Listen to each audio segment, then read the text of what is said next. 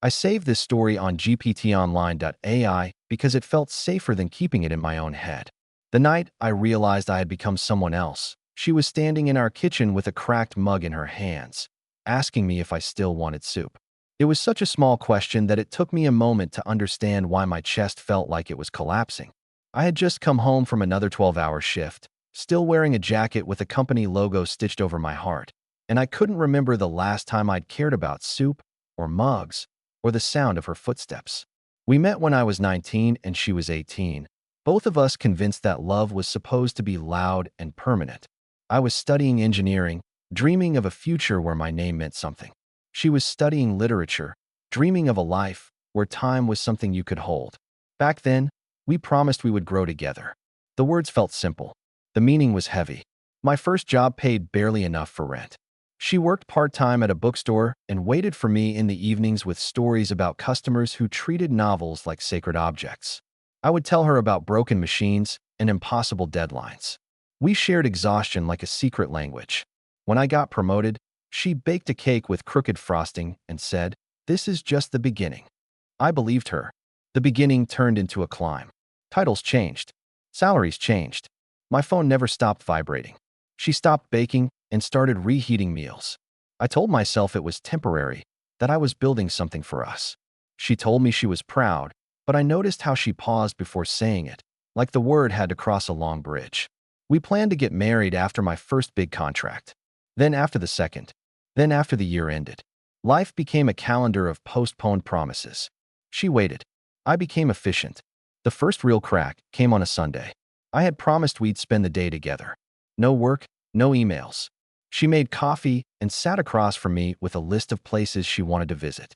I nodded, scrolling through messages under the table. At some point, she stopped talking.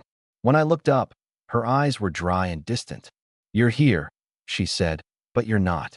I told her she was overthinking. I told her I was doing this for us. I told her everything except the truth, that I was afraid of stopping, because I didn't know who I was without the momentum. Months passed like that. We lived in the same apartment, but in different timelines. She waited for evenings that never arrived. I waited for a future that kept moving further away. When she tried to talk, I asked her to be patient. When she cried, I told her it would get better. I started using later as a shield. The day she packed a bag, it wasn't dramatic. No shouting. No slammed doors. She folded clothes with the same care she used when we first moved in together. I stood in the doorway pretending to be calm. "I don't recognize you anymore," she said. "And I don't think you recognize me." I wanted to argue. I wanted to explain the promotions, the pressure, the logic of ambition. But all I could think was that she was right. I didn't know when I had crossed the line between becoming someone and becoming someone else. She moved to a smaller city and took a job at a local school. We kept in touch, at first. Messages turned into brief updates. Brief updates turned into birthdays. Birthdays turned into silence.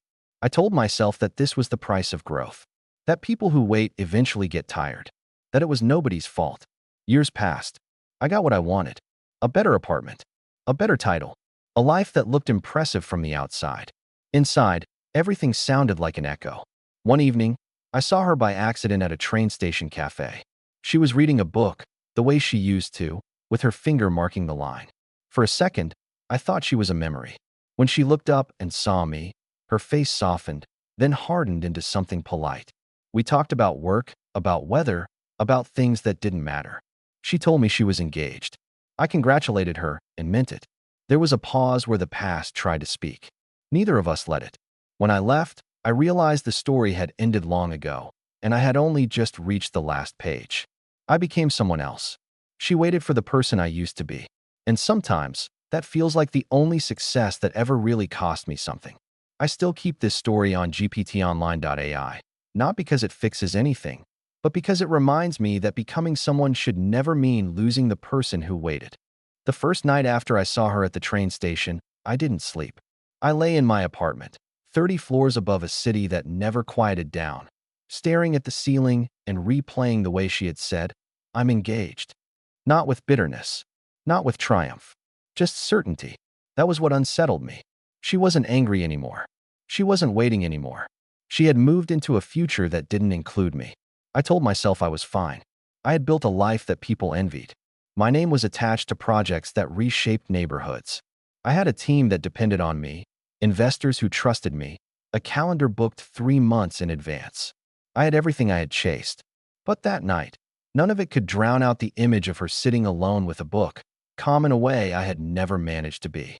The next morning I showed up to work early, like I always did. I signed off on budgets, approved contracts, made decisions that shifted thousands of dollars with a single sentence. People nodded when I spoke. They listened carefully. They took notes. At lunch, one of my colleagues, Mark, leaned back in his chair and said, "You ever think about slowing down?" I laughed. Slowing down is how you get replaced. He shrugged. Or how you stay human. I brushed it off. But the word stayed with me. Human. As if somewhere along the way I had traded something intangible for efficiency. That evening, I opened my phone and scrolled back through old messages. Our old messages. Photos of cheap dinners, screenshots of poems she'd sent me, voice notes where she laughed at something I'd said. There was a version of me in those messages that felt lighter. Not naive. Just present. I almost texted her. I typed, "It was good seeing you." Then deleted it. What would that do? She had moved forward. Reaching out would only be selfish, an attempt to pull her back into a chapter she had already closed. Weeks passed, but something had shifted in me. I started noticing the small fractures in my life. The silence in my apartment felt heavier. The projects felt repetitive. The victories felt temporary. One Friday, after a particularly brutal negotiation, I found myself walking without direction. I ended up near the small park where she and I used to sit during our early years, when neither of us had money and everything felt possible. The benches had been repainted. The trees were taller. Time had moved on. I sat there for over an hour, just thinking. Not about deals. Not about targets. About her. About the Sunday she tried to plan that trip and I didn't listen. About the night she waited with cold food because I promised I'd be home by 8. About the way she used to look at me when I talked about the future, like she believed in it because I did. When did that look disappear? The answer was uncomfortable. It faded gradually, replaced by caution, then by disappointment, then by acceptance. A month later, I got an email from an unfamiliar address. It was her. She wrote that she was moving cities again, that her fiancé had accepted a position abroad. She said she hoped I was doing well. She mentioned that seeing me had stirred old memories, but that she was grateful for what we had. "You taught me how to love someone ambitious," she wrote, "and how to let go when that ambition becomes a wall." I read the email 3 times. There was no accusation in her words. That almost hurt more. She had made peace with it. I stared at the skyline outside my office window and realized I didn't know how to make peace with myself. For the first time in years, I took a day off. No meetings. No calls. I drove without a destination until the city gave way to quieter roads. I parked near a lake and just sat there. I tried to imagine who I would be if I hadn't chosen the path I did. Would we have married? Would we have resented each other? Would I have blamed her for the opportunities one turned down? The truth surfaced slowly. I didn't regret my ambition. I regretted letting it replace my capacity to care in real time. I had treated love like a milestone to unlock after success. She had treated it like something that required daily presence. By the time I drove back to the city, something inside me felt unsettled but clearer. I couldn't undo what happened. I couldn't ask her to wait again, and I wouldn't. But I also couldn't keep pretending that becoming someone else was the only way forward. A week later, I declined a promotion. My boss looked at me like I'd lost my mind. "This is what you've been working toward." "I know," I said, "but I don't want to miss everything else." He asked what everything else meant. I didn't have a neat answer. All I knew was that I was tired of building a life I didn't inhabit. I didn't tell her about the promotion. I didn't tell her about the lake. But I replied to her email. I wrote that I was glad she was happy, that I had been thinking a lot about who I'd become, that I hoped the next chapter of her life would be full of the quiet moments she always valued. She responded once more. Short, kind, final. The last line said, "I waited because I loved who you were. I left because I loved who I was becoming." That sentence stayed with me longer than any award on my wall. After that last email, the silence between us felt different. Before, it had been heavy with unfinished conversations, like a room where the lights were off but the furniture was still there. Now it felt cleared out, clean, final. She had stepped fully into her life. I was the only one still pacing the doorway of the past. Declining the promotion should have felt empowering. Instead, It left me exposed. For years, my identity had been tied to the next step up. Without that upward pull, I felt suspended. Colleagues started asking questions. You okay? Mark asked one evening as we packed up. Yeah. You sure? You've been quieter. I almost told him everything. Instead, I said, just thinking. Thinking was new territory for me. I used to drown thoughts in tasks. I began leaving the office earlier. At first, it felt wrong, like skipping class. The city at 6 p.m. looked different when you weren't racing through it. I started cooking instead of ordering food. I started reading again, something I hadn't done in years. One night, without fully understanding why, I bought the same novel she used to quote from during our first year together. I remembered the way she would sit cross-legged on the couch, reading lines aloud, asking me what I thought they meant. Back then, I would give shallow answers and kiss her forehead, distracted but affectionate. I didn't realize she wasn't asking for analysis. She was asking for presence. 3 months passed. Then I heard through a mutual friend that her engagement had ended. I didn't go looking for the information. It found me at a birthday dinner. Someone mentioned she had moved back from abroad earlier than planned. Didn't work out, they said casually. Different priorities. The phrase hit harder than it should have. Different priorities. I drove home with my mind racing. Part of me felt a selfish flicker of hope. Another part felt ashamed for even thinking it. I had no right to her story anymore. I didn't reach out. 2 weeks later, she called me. I almost didn't recognize her number. My hands actually trembled before I answered. Hey, she said, her voice steady but softer than I remembered. Hey. There was a pause, thick but not hostile. I heard you turned down a promotion, she said. I exhaled. News travels fast. It surprised me. It surprised me too. She laughed quietly. The sound felt like stepping into sunlight after months indoors. We talked carefully at first. Surface-level things. Work. The city. Mutual friends. Then she said, I ended the engagement. I heard. It wasn't dramatic. Just clear. Clear how? He wanted a life that moved faster than I do. And I realized I can't spend my life waiting for someone to arrive home emotionally. The words were gentle, but they landed like a verdict. I'm not calling to reopen anything, she added quickly. When I heard about your promotion, it made me wonder if you were okay. I'm not sure, I admitted.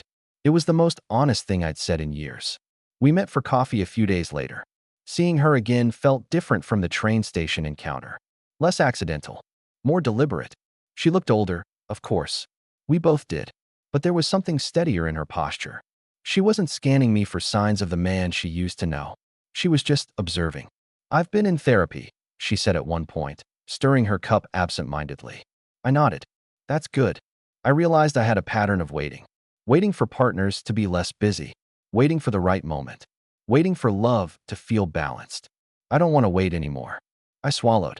I don't want to be someone people have to wait for. She studied me for a long moment. Then don't be. It sounded simple. It wasn't. We began meeting occasionally after that. No labels. No declarations. Just conversations. Real ones. About fears. About pressure. About the parts of ourselves we didn't like. One night, walking her to her car, she stopped and faced me. I need to know something, she said. If we try this again, and I'm not saying we are, but if we did, would you choose differently? The old version of me would have given a strategic answer. Something safe. Something impressive. Instead, I said, I don't know how to be less ambitious. But I know I don't want ambition to be the only thing defining me. She nodded slowly. That's not the same as choosing differently. She was right. I went home that night and stared at my reflection in the bathroom mirror. For years, I had justified everything as necessary. Necessary for stability. For respect. For the future. But love doesn't survive on future promises alone. Over the next few weeks, I started making changes that felt small but radical. I delegated more. I stopped answering emails after a certain hour. I turned down a high-profile project that would have consumed my entire year. It wasn't about her, not entirely. It was about proving to myself that I could shift. She noticed. You seem present, she said one evening as we walked through the same park we used to sit in years ago. I'm trying to be. She didn't reach for my hand. Not yet. I can't go back to who we were, she said quietly. But maybe we can see who we are now.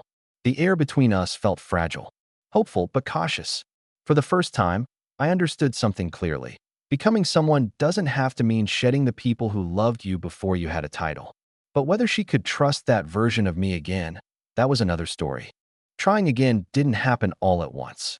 There was no dramatic kiss in the park, no sweeping declaration that we had both changed enough. There was just a quiet decision to keep showing up. The first real test came on a Tuesday night. I had promised to have dinner with her at 7. At 6:30, my phone buzzed. An emergency at work. A contractor had made a mistake that could cost us a major client. Old instincts surged immediately. Fix it. Control it. Stay until it's done. I stared at the message for a full minute. Then I called my team lead. You handle it, I said. Loop me in if it escalates. There was a pause on the other end. You sure? I'm sure. I hung up and felt my heart pounding like I'd just made a reckless decision. Maybe I had. For years, I had equated availability with value. If I wasn't there, things would fall apart. But maybe that belief had become an excuse. I showed up at her apartment exactly at 7. She opened the door, surprised. You're on time. I said I would be. She studied my face, searching for signs of distraction. Everything okay? Something came up, I admitted. But I chose to be here. Her expression shifted, not into gratitude, but into something more cautious. Chosen consistently is what matters, she said. Dinner was simple. Pasta, wine, quiet music in the background. We talked about her students, about a boy who hated reading until she gave him a book about space. I found myself genuinely listening, asking questions, wanting to know more. Halfway through the meal, I realized something unsettling.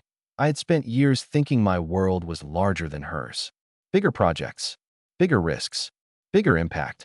But sitting there, hearing the way she described helping one kid believe in himself, I understood that scale and significance weren't the same thing. Over the next months, we built something slow and deliberate. We didn't move back in together. We didn't make long-term promises. We dated like two people aware of how easily things could fracture. But growth isn't linear. One evening, I stayed late at the office without warning her. Not because of an emergency, because I slipped. A new opportunity had appeared, and I let myself get pulled in. By the time I checked my phone, I had 3 missed calls from her. When I finally arrived at her place, she was sitting on the couch, coat still on. I waited, she said quietly. The word hit like a physical blow.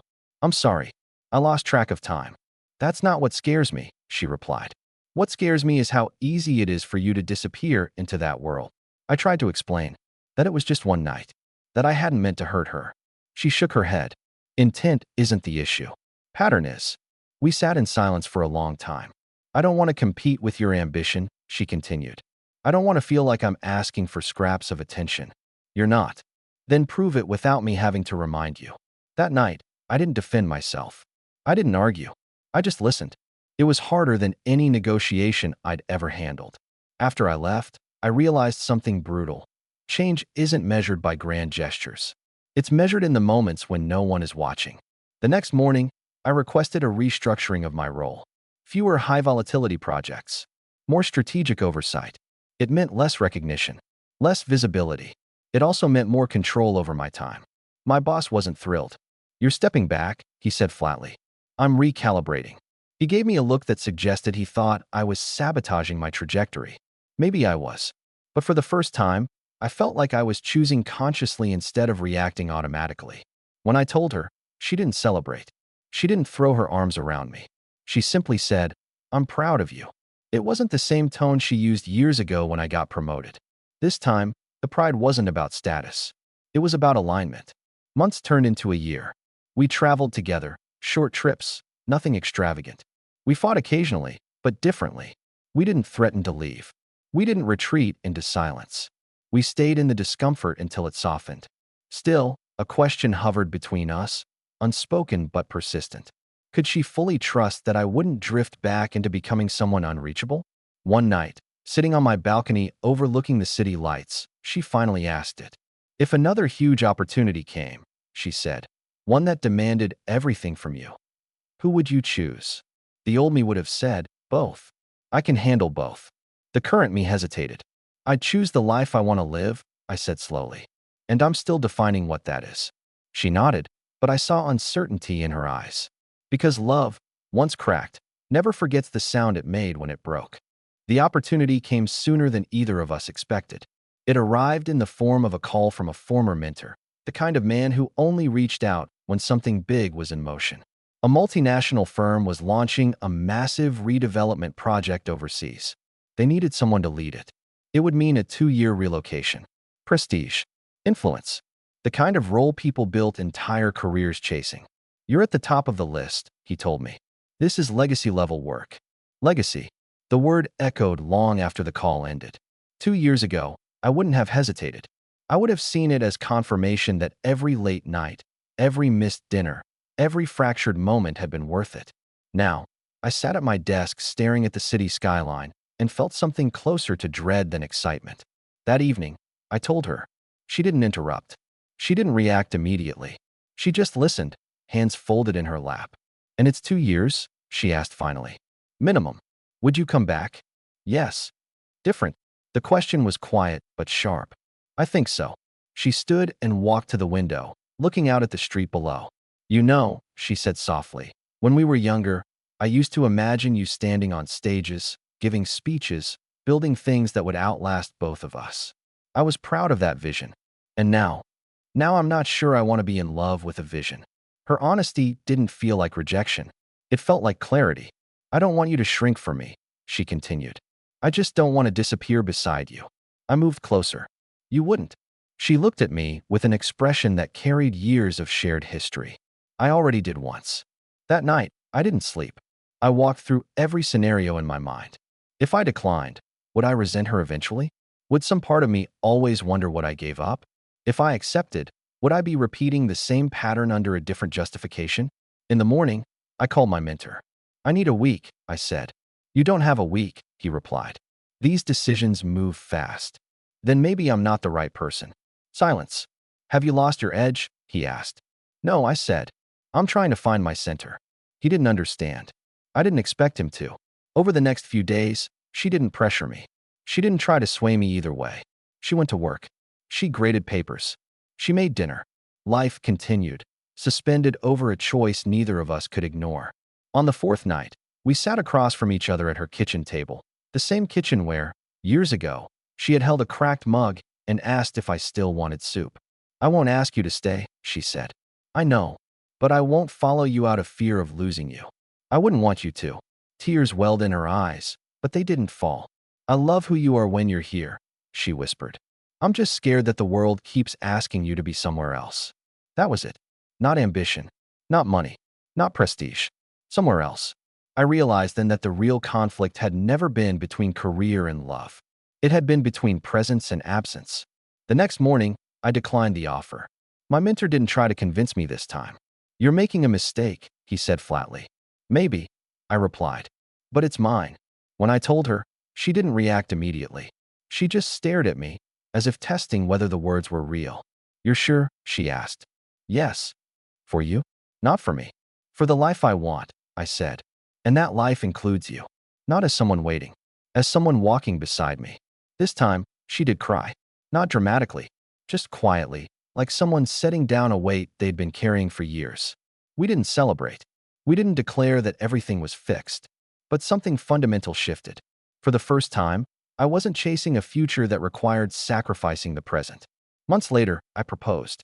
Not because I felt guilty, not because I was afraid of losing her, but because I had finally stopped running long enough to understand what staying meant.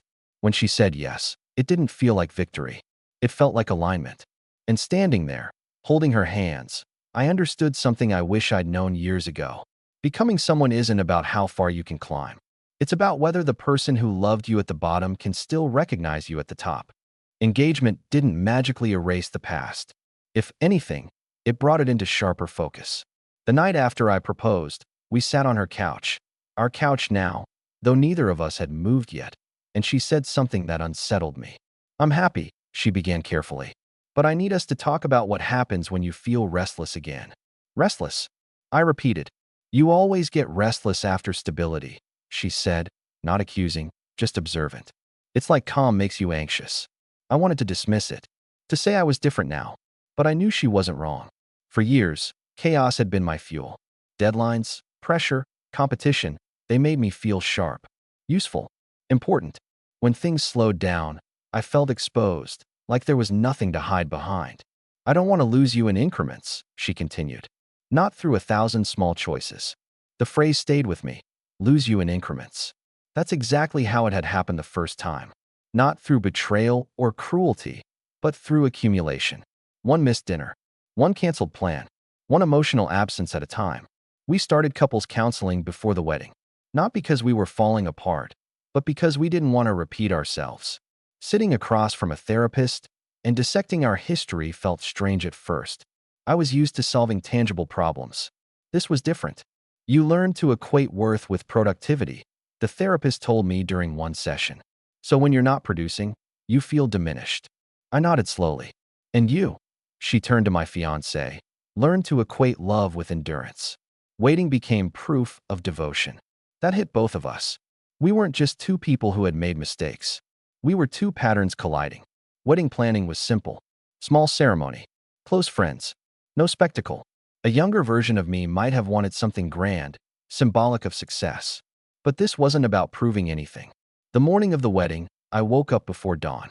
I stood by the window, looking at the city as it shifted from darkness to gray. For years, I had chased mornings like this.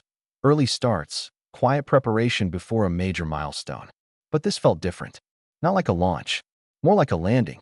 When I saw her walking toward me later that day, there was no cinematic slow motion. Just a steady awareness that she wasn't waiting anymore. She was choosing. And so was I. Marriage, I learned quickly, is less about vows and more about habits. The first year tested us in ways I didn't anticipate. Not through dramatic crises, but through subtle tension. Work didn't disappear. Ambition didn't evaporate. I still cared about growth. I still wanted impact. The difference was that now, there was someone woven into every decision. One evening, about 8 months into the marriage, I caught myself slipping again. A new internal initiative at work had caught my attention. I found myself staying later, volunteering for extra meetings, letting dinner grow cold. She didn't confront me immediately. Instead, one night as we washed dishes, she said quietly, "I feel you drifting." It wasn't anger. It was awareness. I dried my hands and leaned against the counter. "I don't want to drift. But you are." The old defensiveness flickered in my chest, but I forced myself to stay still. "What does it look like from your side?" I asked. She blinked, surprised. "It looks like you're falling back in love with urgency," she said. "And urgency doesn't make space for me." That night, instead of promising to fix it, I opened my laptop and showed her the project. I explained why it excited me. I asked her opinion. Not as a courtesy, as a partner. Something shifted in that moment. I realized inclusion was the antidote to disappearance.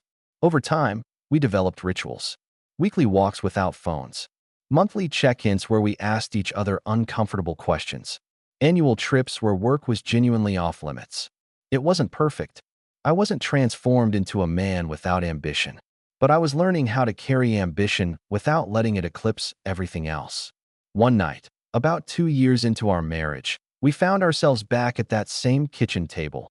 A different apartment now, but similar light, similar quiet. She was holding a mug again. Not cracked this time. "Do you ever miss who you used to be?" she asked. I thought about it. "I miss how certain I was," I admitted. "I don't miss how narrow I was." She smiled softly. "I don't miss waiting," she said. There was no bitterness in her voice. Just truth.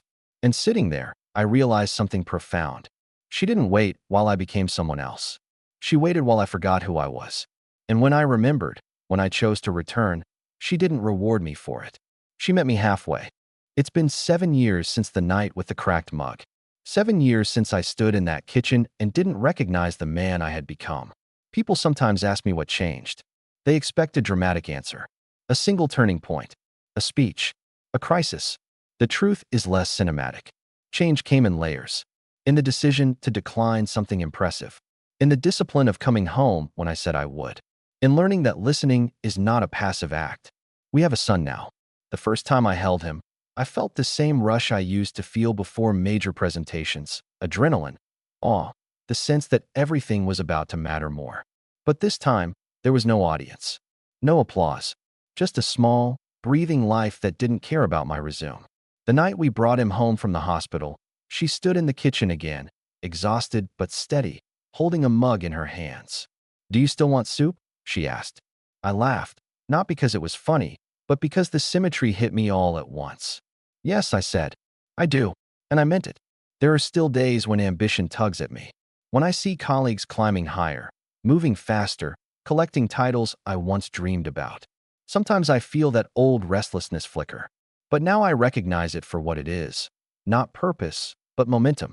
Momentum feels powerful. Purpose feels grounded. A few months ago, I was offered another major opportunity. Not abroad this time, but demanding enough to consume most of my time. The old temptation stirred. I brought it home immediately. We sat at the table and went through it together. The pros, the cost, the invisible trade-offs. Not as adversaries, as partners. What do you want? She asked. The question used to terrify me. Now it felt grounding. I want to grow, I said. But I don't want to disappear to do it. We structured it differently. Negotiated boundaries. Clear limits on travel. Protected time. It wasn't perfect, but it was intentional. And that's the difference. I used to think becoming someone meant evolving away from the people who knew you when you had nothing. I thought love would simply adapt to whatever shape I chose. I was wrong. Love doesn't adapt endlessly. It bends. It stretches. It hopes. But eventually, it either breaks or it asks to be met halfway. She waited while I became someone else the first time. Not because she was weak, but because she believed in the version of me that still existed underneath the noise. When she left, it wasn't punishment. It was survival. When she came back, it wasn't nostalgia. It was choice. And when I chose differently, it wasn't sacrifice. It was alignment. Sometimes I think about the version of my life where I accepted that overseas project. The speeches I might have given. The recognition. The scale. Maybe I would have been more famous in my field. But I would have been less known at home. Now, when I walk through the door in the evening, my son runs toward me without hesitation. She looks up from the kitchen or the couch or wherever she is, and there's no pause before she smiles. There's no calculation, no waiting, just presence. I didn't stop becoming someone. I just stopped becoming someone she couldn't reach. And that's the version of success I never saw coming.